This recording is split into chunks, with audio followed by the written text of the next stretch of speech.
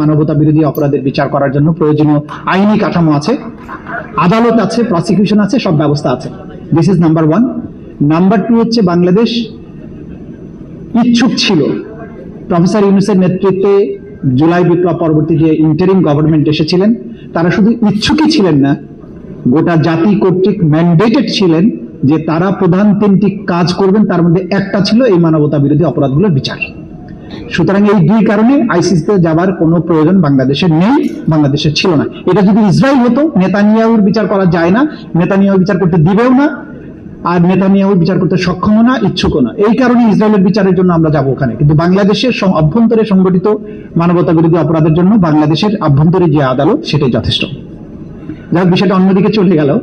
আজকের যে subject matter, সবাই চমৎকার বলেছেন কয়েকটা জিনিস। একটা হচ্ছে সোশ্যাল মিডিয়ায় অপতথ্য, সেটাকে কাউন্টার করা, অপতথ্যের যে ব্যাপারে ফ্যাক্ট চেকিং এর ব্যাপারে প্রথম বক্তা চমৎকার বলেছেন। কারণ একটা অপতথ্যের ভিত্তিতে বাংলাদেশে একটা মোটামুটি ক্রুসেড লেগে গিয়েছিল, আল্লাহ রহমতে থেমে গেছে। ভবিষ্যতে যে আবার এরকম ক্রুসেড লেগে যাবে না তার কোনো গ্যারান্টি নেই। সেই জায়গায় মত প্রকাশের স্বাধীনতা থাকতেই হবে, ঠিক আছে, কিন্তু অপতথ্যগুলো